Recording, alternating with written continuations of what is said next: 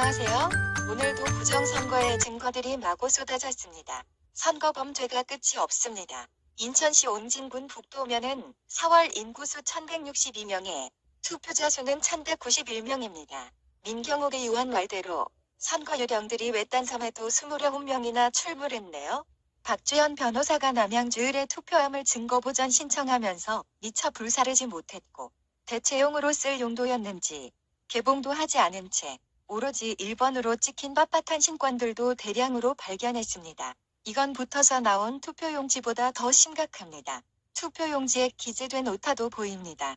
투표를 두 표로 인쇄한 것이 보이시나요? 인쇄 담당 중국인들이 한글을 잘 몰라서 벌어진 일 같습니다.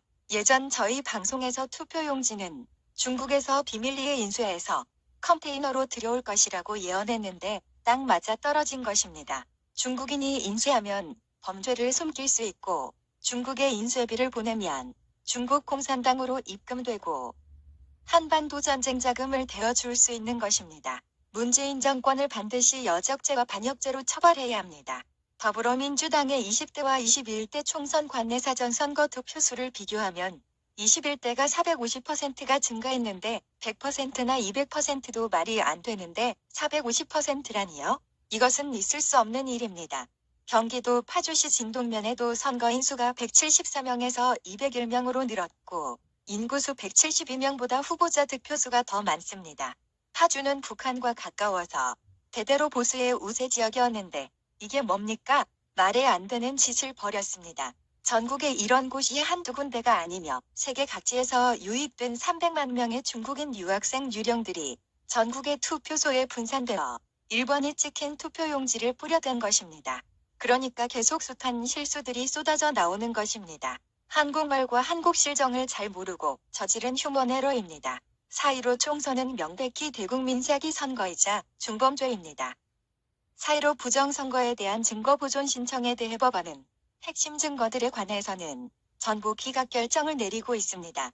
이대로 재판이 진행된다면 결국 사소한 몇 가지 증거만 들추어서 솜방망이 처벌 또는 의석수 몇 개 정도만 재선거하는 판결이 나오게 돼 있습니다. 4.15 부정선거의 진상은 또 다시 묻혀버리고 은폐 축소되는 것입니다.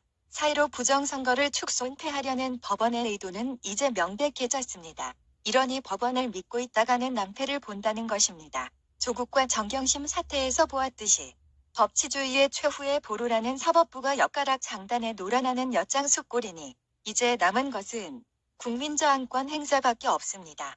국민들이 검찰과 법원을 처벌해야 하는 지경에 이른 것입니다. 이 뜻은 지금이 국가혁신의 시기이자 국민혁명의 적기라는 것입니다.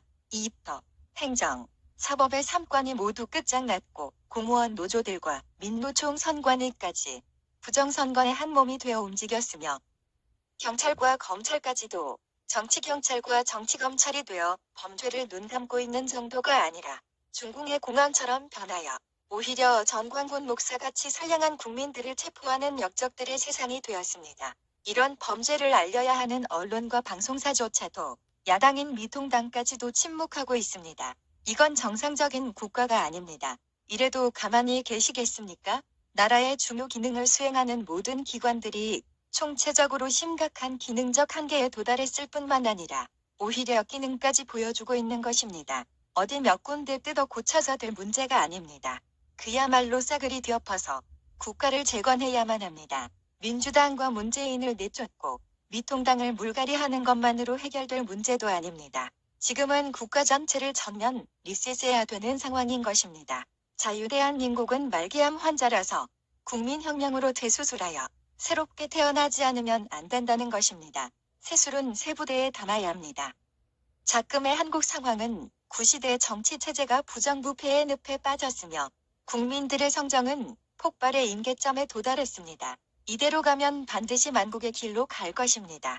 새로운 시대를 열기 위해서는 반드시 새로운 체제를 창출해내야만 합니다. 반복하지만 역대급 부정선거인 4.15 총선 부정을 밝히는 것이 시대적 전환점이자 국가혁신의 적기라는 것입니다. 4.15 부정선거를 계기로 국민혁명이 이루어져서 새로운 정치체제를 창출하고 새 시대로 가야만 합니다. 지금과 같이 맹못 주는 우타보수 기성세대로는 문재인 정권을 타도할 수도 없으며 새 시대를 창조할 수도 없습니다. 결론은 젊은 세대가 주축이 되어 나서야 문재인 정권을 축출하고 새로운 세상을 열어갈 수 있습니다. 젊은 세대가 나서지 않는다면 난국의 고통과 부담은 결국 그들의 몫입니다. 어깨를 짓누르는 무거운 짐을 짊어지게 되는 것은 바로 지금의 젊은 세대들인 것입니다. 이렇게 구체제가 지속된다면 가장 억울한 것은 미래의 후손들인 셈입니다.